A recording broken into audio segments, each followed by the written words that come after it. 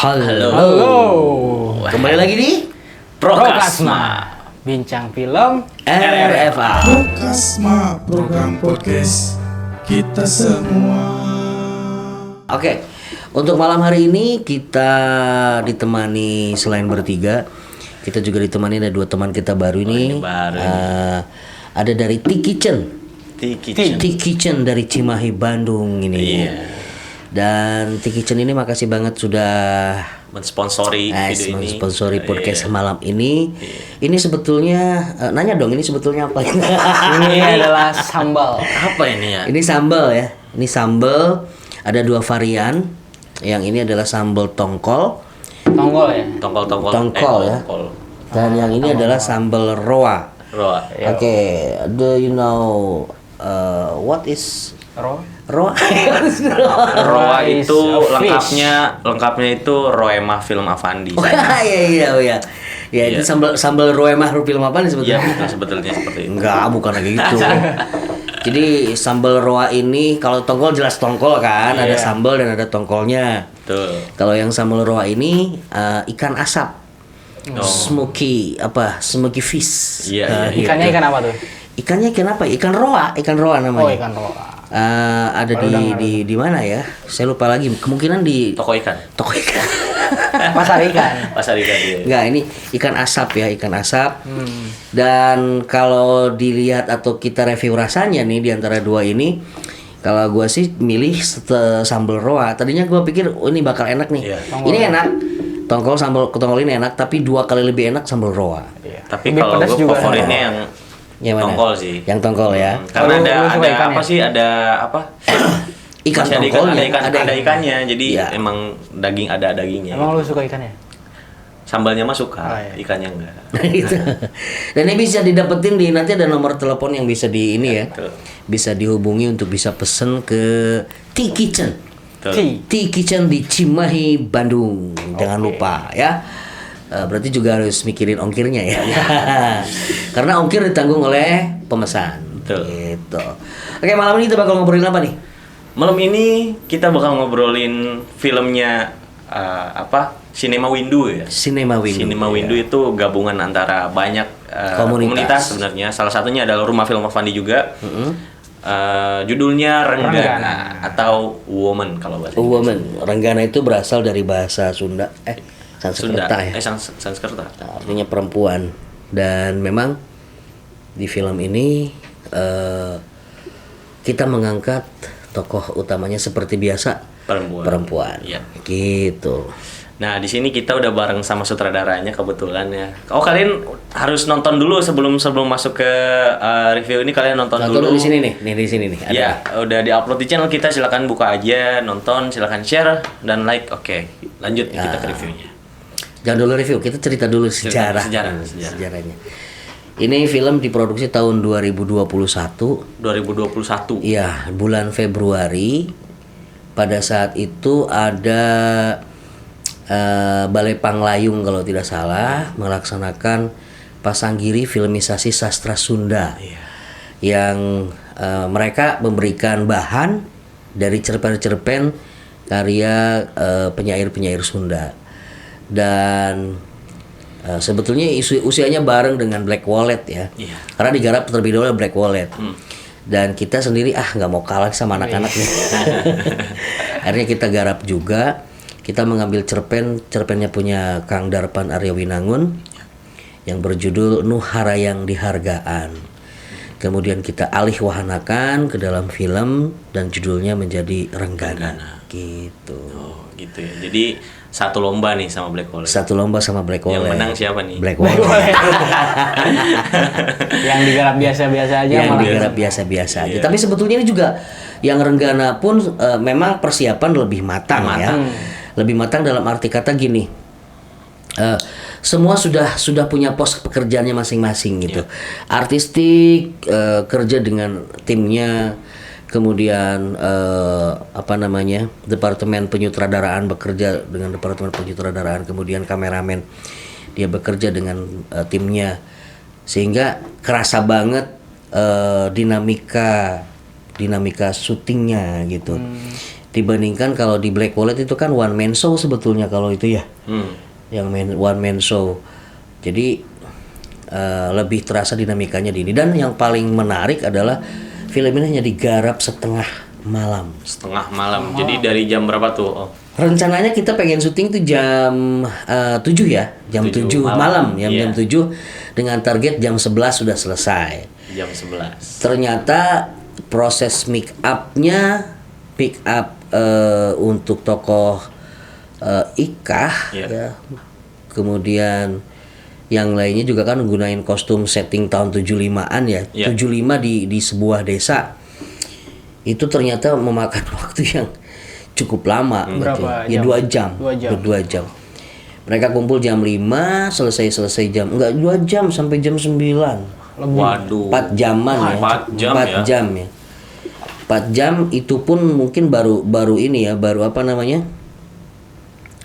Baru persiapan. Tapi untungnya ada sisi buruk dan sisi jeleknya ya. Sisi buruknya mungkin kita molor waktunya ya. Tapi sisi baiknya kita bisa artistik bisa menyiapkan lebih awal. Artistik maksimal, kemudian lighting juga maksimal, sehingga pas jam 9 setengah 10 itu kita mulai jreng. Dan turun hujan. Waduh, itu masalah cuaca. Itu lokasi Emang paling syutingnya susah di mana ya? Lokasi juga nih punya cerita sendiri nih. Ini kan zaman dulu banget ya. Zaman dulu, kemudian tidak ada rumah-rumah yang modern, jangan sampai kena shoot.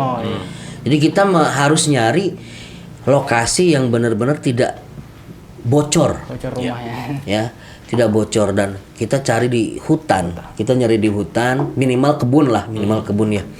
Pilihan pertama di Cileya ya. Di Cileya ada satu tempat kebun bambu kayak gitu kan, gelap kayak gitu. Cuma terlalu jauh mobilitasnya dari Cilegebang ke Cileya. Kemudian produser Kang Ebot ya, Kang Andri juga mencari lokasi dan akhirnya dapat di dekat rumahnya Kang Ebot itu sendiri. Nah, kita pikir efektivitasnya akan lebih ini ya, lebih dapat gitu karena posisinya dekat dengan rumah. Kemudian tidak terlalu sulit untuk mencari sumber listrik. Ya, kalau di kebun itu kan susah banget, panjang banget kita harus nyambungnya. Nah, kalau di situ ya 100 meter masih bisa nyampe lah gitu. Akhirnya kita putuskan untuk syuting di daerah Sindang Sari. Di daerah Sindang Sari, dan alhamdulillah semuanya mendukung.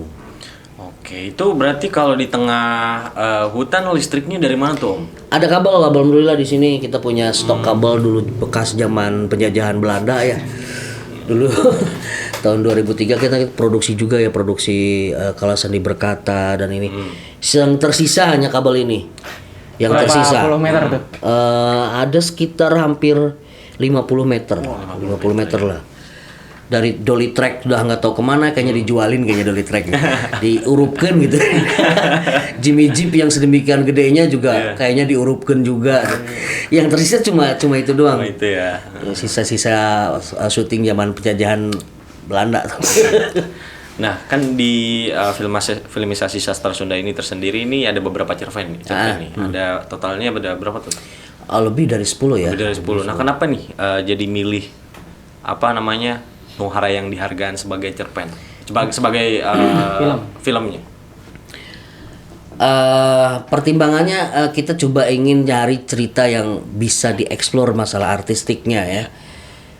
Ada karya Kang Godi Suwarna, Ger ya, yang Ger. Tadinya kita memilih itu, cuma ada pikiran dari saya bahwa biasanya kita ingin mengubah mindset bahwa film Sunda itu film lucu. Gitu ya. Meskipun itu di Ger ini bukan film komedi tapi film satir ya, komedi satir. Cuma kita pengen lebih serius lagi, dan tantangannya tuh dapat di Nuhara yang dihargaan. Setting tahun 75, tari, kemudian di tengah kebun. Ini kayaknya artistiknya bisa dieksplor gitu. Artistiknya bisa digali lebih banyak. Dan di situlah dasar pertimbangan kita memilih cerita itu. Cerita di filmnya gimana tuh secara Secara keseluruhan tetap benang merahnya masih tetap sama dengan yang di apa namanya yang di cerpen, cuma setting mungkin di sini ya. Setting yang di cerpen asli itu di pinggir pantai, di pinggir pantai. Jadi mereka tampil atau ya pentasnya di pinggir pantai. Cuma karena Kuningan memang agak jauh, pantainya harus ke Cirebon dulu, perjalanan 1 jam lebih lah. Akhirnya kita coba setnya rubah, kemudian kita pernah mendengar bahwa di Kuningan pun ada yang namanya ronggeng gunung. Jadi ronggeng yang mentasnya di kaki-kaki gunung gitu ya. Gitu. Sehingga kita setnya berubah. Yang tadi harus di tepi pantai akhirnya di dalam hutan, kemudian deburan ombaknya kita ganti menjadi air sungai ya, suara sungai, dan cuma itu aja sih yang dirubah set. Nah, pengen tahu dulu nih Om, ronggeng itu sebenarnya apa sih? Ronggeng itu sebetulnya penari. Iya, penari. Penari yang memberikan hiburan pada saat itu. Dulu itu kan sumber-sumber hiburan hampir tidak ada. Sekarang kan kita bisa nonton TV, bisa lihat HP, bisa apa. Zaman dulu itu untuk dapat hiburan itu kita berharap ke seniman-seniman jalanan yang berkeliling ke kampung-kampung. Salah satunya adalah ronggeng ini. Ronggeng yang menari ya. Cuma konotasinya jadi negatif karena si ronggeng ini dalam tanda petik bisa diajak main, bisa diajak ya dalam tanda petik bisa dipakai gitu ya. Dan tapi tidak semuanya seperti itu, tidak semuanya seperti itu. Ada yang memang pure untuk menghibur, ada juga memang yang memang bisa diajak ngobrol, bisa diajak jalan bareng dengan mengalungkan selendangnya seperti itu. Kemudian mereka bisa keluar dan wallahu alam ngapain aja. Tapi memang ronggeng sudah menjadi capnya negatif. Gitu, capnya negatif pada saat itu dan mungkin juga zaman sekarang gitu ya. Pada saat itu. Dan itu adalah hiburan yang ada di daerah pesisir ini pantai utara. Makanya di situ toko si Abang itu memang Jawanya Jawa ngapak gitu. Jawa Tegal atau Jawa Cilacap kayak gituan. Karena memang berkembangnya ronggeng itu ada di pesisir pantai, dan kita setnya diubah seolah-olah si pemain ronggeng itu sedang manggung di Kuningan gitu, di gunung gitu. Dan si Kardi ini adalah orang yang tinggal di Kuningan. Dan si Ikahnya manggung di kampungnya si Kardi, dan Kardi nggak mau gitu. Iya. Oke. Nah berarti kalau sekarang ronggeng masih ada nggak? Saya jarang mendengar ya, sudah jarang mendengar lagi. Kalau masih tren, masih kemarin di Luragung juga masih ada yang keliling gitu ya. Kalau ronggeng sekarang sudah tergilas sama adanya jaipongan dangdut terutama. Dangdut yang juga menjual hal yang sama gitu. Dangdut juga kan sepintas tidak ini ya, tapi juga sebagian ada menganggap negatif gitu kan. Sebagian. Secara garis besar cerita yang ingin Bapak sampaikan sebagai sutradara itu gimana itu? Ada 2 karakter yang saya benturkan di sini. Satu karakter perempuan yang inferior, yang lemah, tapi kemudian berontak karena dianiaya, dalam arti kata ditindas secara emosional, secara psikologis oleh si Kardi ini. Kemudian ada sosok superior yang sebetulnya dia inferior. Sosok si Kardi ini adalah orang yang berusaha untuk terlihat kuat, terlihat gagah, tapi dia sebetulnya berlindung di ketiak bapaknya gitu loh. Di ketiak kebesaran nama bapaknya. Nah, di situ dibenturkan. Dan semuanya laki-laki dan perempuan pada dasarnya semuanya ingin dihargai. Laki-laki ingin dihargai oleh perempuan, begitu juga perempuan ingin dihargai laki-laki. Ketika dua-duanya sama-sama ingin dihargai, yang terjadi adalah perang, gitu. Dan kembali bahwa perempuan sebagai sosok yang inferior harus menerima. Dalam adat Sunda itu kan ada istilah di dapur, di kasur, dan di sumur, yang sekarang sudah tidak bisa diterapkan lagi karena adanya emansipasi ya. Tapi pada saat itu memang perempuan itu harus tunduk banget gitu loh. Harus tunduk banget, nurut banget, sesakit apapun ya dia harus nerimo sebagai seorang perempuan. Tapi kan sekarang tidak seperti sekarang itu. SJW nyerang nanti. Oh iya. Sosial Jaksel Warrior. Gitu. Oke. Udah persamaan gender kan sekarang udah. Nah, sekarang pas di endingnya berarti si Ika tetap kalah begitu. Kalah dalam arti kata Ya memang pada saat itu ya suasananya seperti itu, perempuan diharuskan kalah gitu, diharuskan kalah meskipun dia sudah berontak demikian rupa, tapi diharuskan kalah. Iya. Langsung ke review? Ada juga KDRT yang kayak kemarin itu yang Oh iya. Lagi rame ini. Nanti judulnya KDRT di film gitu ya. KDRT itu sejak lama gitu. Iya. Sejak lama sudah ada dan Sejak zaman dahulu. iya cuma zaman dahulu nggak terekspos karena nggak ada media sosial, nggak ada apa ya. KDRT itu kesuruan dalam rumah. Ais. Nggak juga kali. Oh, nggak Nggak juga nanti kita disomasin nanti. Somasi. Ya apapun bentuknya kekerasan terhadap siapapun itu memang nggak boleh. Ya nggak boleh. Dan itu tadi bahwa itu adalah salah satu bentuk penindasan terhadap perempuan karena di sini RFA itu selalu membela kepentingan perempuan ya. Bahwa meskipun harus kalah tapi ada hak-hak yang harus dipertahankan dan harus dijaga gitu loh sebagai perempuan.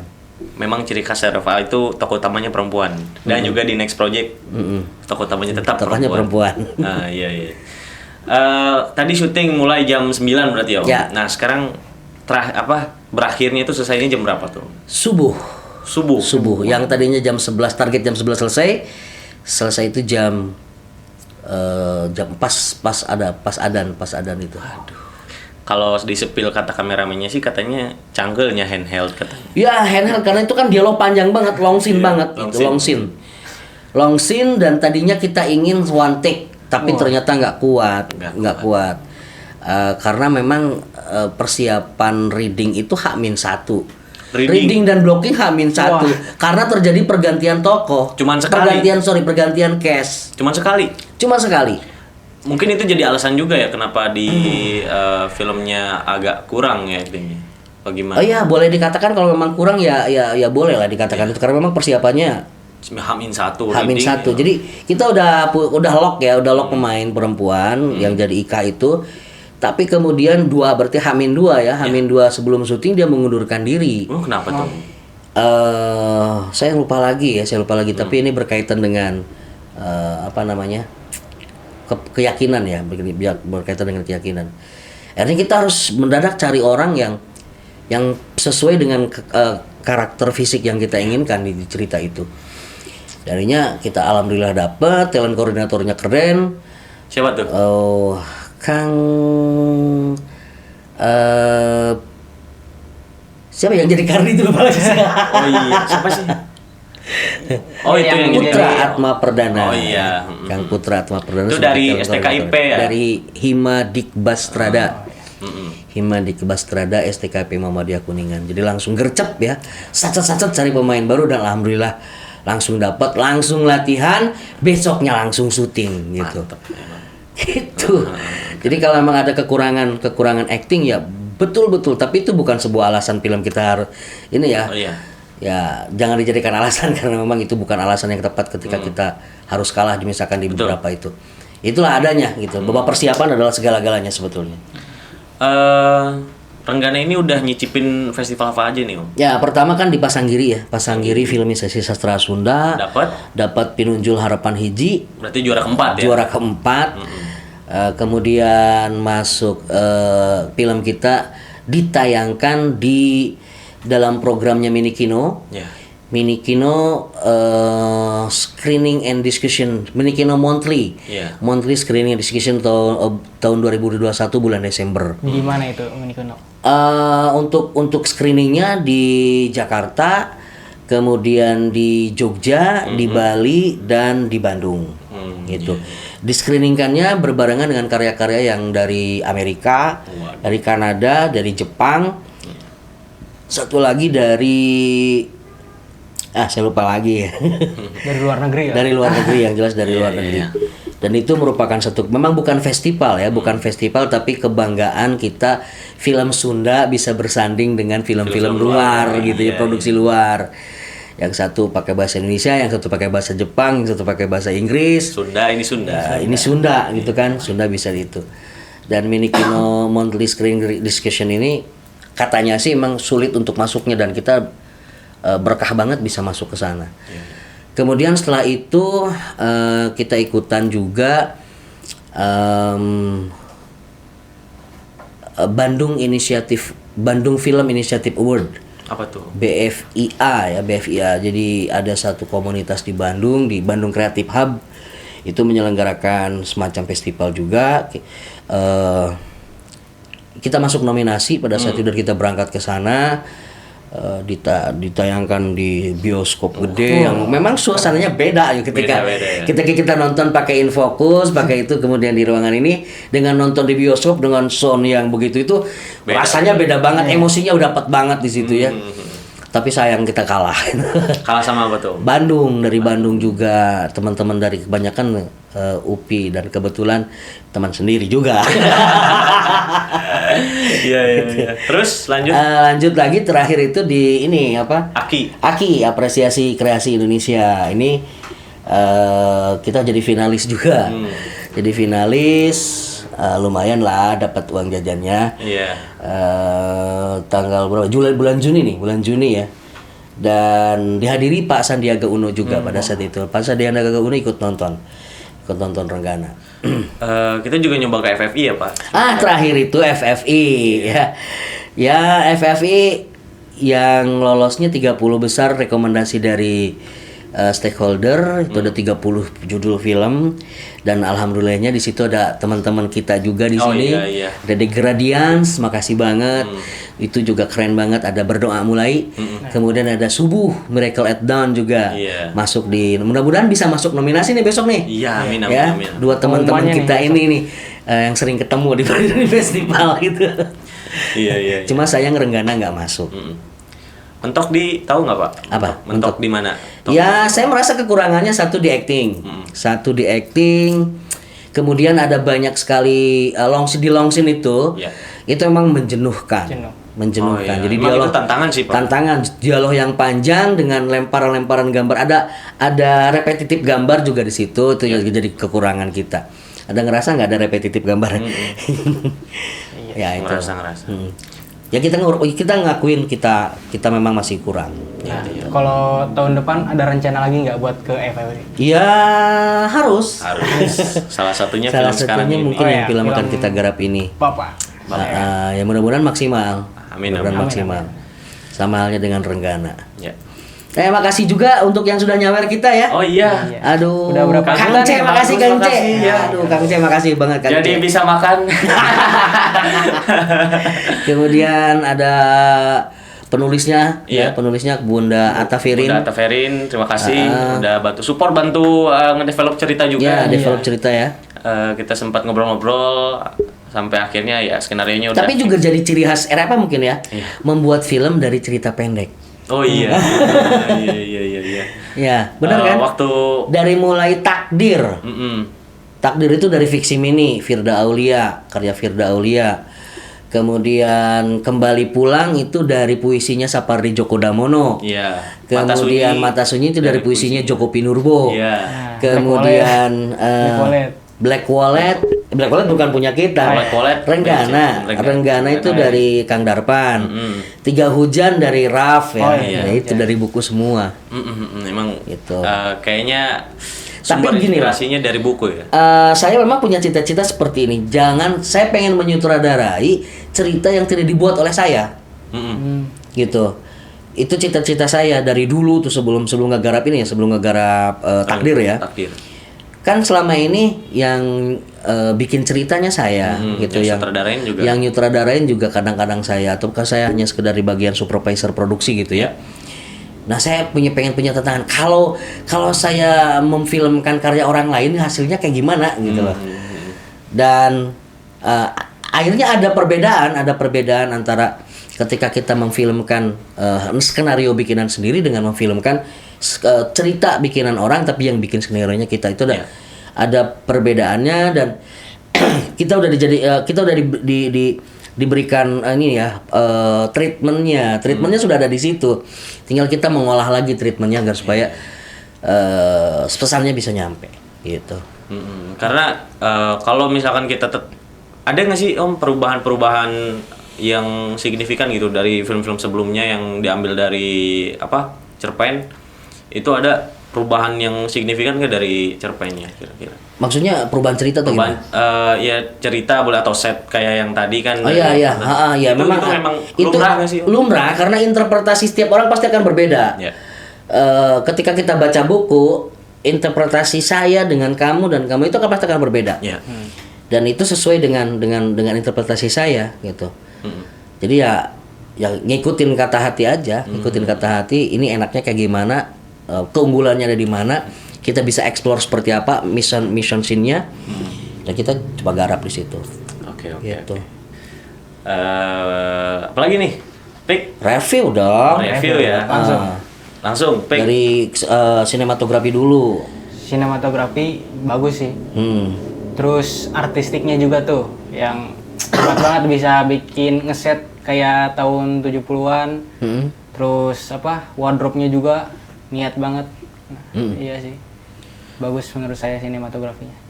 Kalau dari gue selain dari scene yang long scene itu sinematografinya apik sih emang. Iya, dari lighting itu natural berarti ya, Om. Natural light. Natural dari api. Iya, dari Ya. api itu emang enak sih kalau dari api. Terus dari artisiku itu gila-gilaan bikin panggung ya, Om ya. Bikin panggung dan juga itu yang Karinding beneran dimainin, Om. Mainin bener asli dimainkan pada saat Iya, itu. iya. Dan agak kesulitan juga pada saat rekaman biar nggak noise-nya masuk gitu. Noise dari mana tuh, Om? Ya itu kan noise live kita. Oh iya. ada suara kodok lah. Kodok lah, apalah gitu ya. Tapi akhirnya kita bisa akalin. Tapi tetap ada ambience-nya, Om. Ambience-nya ada, tetap ada. Nah, dari suara juga enak sih, Om. Lagunya emang khas Sunda mungkin ya. Jadi emang kayak kesannya zaman dulu banget gitu. Dan juga dari grading juga enak. Kelihatan jelas gitu dan noise-nya juga nggak terlalu kelihatan gitu. Mungkin nggak ada kalau dilihat dari HP mah nggak terlalu kelihatan. Terus dari cerita bagus lah karena cerpennya mungkin dari sana. Tapi ada nggak sih, Om, yang dirubah selain set itu? Selain set yang tadi yang ceritakan. Kalau dari segi cerita nggak ada yang berubah. Nggak ada ya? Nggak ada yang berubah. Dari dialog? Dialog nggak ada yang berubah. Dialog nggak ada yang berubah. Hanya set aja yang harus jadi pantai, kita alihkan ke gunung. Gitu. Iya. Terus untuk endingnya itu? Nah, ending itu adalah bikinan kita. Oh, tambahan berarti? Tambahan, ya. Gambaran api yang tadinya menyala tiba-tiba harus mati. Ya itu berarti semiotikanya berarti ya, simbolnya. Itu keren berarti sinematografinya emang keren. Tapi ya mungkin ada beberapa di long scene itu emang agak jenuh. Ada hole-nya di situ lah. Hole-nya. Lubangnya ada di situ. Wah, efeknya ada di ending sebenarnya. Itu pas adegan dia jatuhnya. Itu keren. Terus dari artistik keren itu. Terus lighting juga keren, editing juga ya enak sih, rapi. Tektoknya itu nggak ngejejeluk. Siapa editornya, Om? Saya yang bagian rokat, kemudian bagian colorisnya Mang Ilham. Oke. Ilham Ramadan. Terus soundnya siapa, Om? Om Denny. Rival. Bang Ipang kemana aja, Bang Ipang? Aduh, ini menggantikan posisi Bang Ipang ini. Sound ya nggak ada yang bocor, jadi aman sih, aman. Kameramen siapa? Aldo dong. Si manusia stabil. The Master of Handheld. Wah, pantesan. Ya bayangin tuh yang long take itu kan, yang long scene itu dia harus berdiri di sungai. Wah. Sungainya gelap, dingin lagi dan kita nggak tahu ketika misalkan ada ular lewat ya dipacok gitu. Itu karena memang benar-benar di hutan ya, di hutan. Berarti shout out buat Bang Aldo nih, keren parah. Dan itu kita ada nge-cheatnya di situ. Ada nge-cheatnya apa itu? Ya nge-cheatnya kan gini, harusnya kan itu dialog tektoknya dapat ya, karena kita mau pengen one take gitu ya. Tapi akhirnya kita harus nge-cheat karena pada saat itu udah jam 2. Jam 2 malam. Jam 2 malam. Kita akhirnya yang tadinya pengen master full dialog, master itu pengen full dialog. Akhirnya kita cut. Master hanya sebagian di awal aja, akhirnya kemudian satu-satu langsung cover. Berarti pantes nih dari tengah sampai akhir nggak ada master. Makanya itu yang bikin jenuh itu sih, Om. Iya, betul. Itu kenapa nggak coba take ulang dari tengah sampai akhir? Itu udah jam 2 dan mereka udah lelah. Itu pengalaman mereka pertama kali bikin main di film dengan kondisi cuaca dingin, tengah malam, didatengin sama penduduk. Itu kenapa? Ya di adegannya kan berantem, bertengkar. Oh. Woi, ada apa ini Sanu Parasea? Itu betul. Enon nih Pak RT mana Pak RT? Tapi akhirnya Ya tahu akhirnya kan ada Om Ebot juga kan sebagai penduduk di sana. Ya bisa diredam sama Om Ebot gitu. Iya. Berarti gimana ya? Dari jam 2 sampai subuh itu berarti full cover. Full cover gitu. Iya, keren. Karena itu kan beda lokasi ya yang di set yang pertama sama enggak, cover. maksudnya yang di set pertama kali nari, kemudian ada 3 set kan di sini. Iya. Set nari, kemudian set yang dibawa keluar dari tempat tidur, dan set yang terakhir adalah di sungai. Nah itu kita selain kendala hujan juga kabel nggak nyampe. Jadi terlalu jauh gitu ya. Terlalu jauh gitu. Sampai akhirnya harus ditutupin sama daun karena takut konslet dan lain-lain, dan semuanya pada ngegantung gitu kan. Kabel-kabel pada ngegantung, terminal-terminal pada ngegantung. Dan memang kalau dari segi tata cahaya di long scene itu di adegan itu kurang maksimal. Kurang maksimal. Tapi untungnya itulah ngecit dialog. Pegang kayak gini. Jadi mereka lawan matanya arahnya adalah arah ke Kamera. ke teks betul. Oh, ke teks. Di teks. atas kameranya ya. Iya, ke teks mereka. Oh, yang pantas di itu ada Iya, dari ke kamera. pasti itu pasti kelihatan banget. Itu plot bukan plot. Itu hallnya ya. Lubang-lubang yang menganga yang orang kalau teliti bakal ketahuan sih sebenarnya. Tapi kalau nggak teliti nggak bakalan ketahuan. Iya. Karena itu udah jam 2. Ya, karena readingnya juga persiapannya. Readingnya cuma sebentar. Tuh. Berarti pesan yang bisa kita petik dari produksi film Renggana adalah praproduksi harus matang. Harus matang. Praproduksi harus matang. Kalau yang film Bapak nih menurut Om gimana nih? Ya harus lebih matang lagi karena praproduksi kita udah dilakukan hampir 1 bulan sebelumnya. Jadi pada saat prungna gitu ya, itu akan lebih maksimal lagi. Sejauh ini gimana nih menurut Om? Sejauh ini sudah kebayang proses produksinya, tinggal masih harus membenahi dialog supaya terdengar lebih natural, supaya terlihat lebih natural. Ya. Karena kesulitannya adalah ketika yang memerankannya basicnya adalah teater, acting panggungnya masih ke bawah, gitu. Acting panggungnya masih ke bawah sehingga ya harus natural ya? Bukan kurang natural ya? Poles dikit. Kurang ditipisin dikit gitu ya. Kalau acting panggung kan tebal gitu kan. Yeah. Untuk acting film agak ditipisin dikit biar lebih nyaman, biar lebih enak dilihatnya. Rating dong. Rating nih, Pik. Gimana, Pik? Keseluruhan ya. Rating 7,5 lah. 7,5. Saya suka scene endingnya itu Serem sih, agak serem sih. serem. Terus saya sih suka sama Om Ebotnya ya, actingnya ya. Apa sih dialognya itu? Kayak tegal, mendok-mendok. Masih gimana sih dialognya itu? Di mana-mana ya? Jangan bahasa Kade Sunda balik campur deui. Jawa. Kade balik deui. Ikonik suka jadi candaan emang di sini emang. Nah itu saya suka.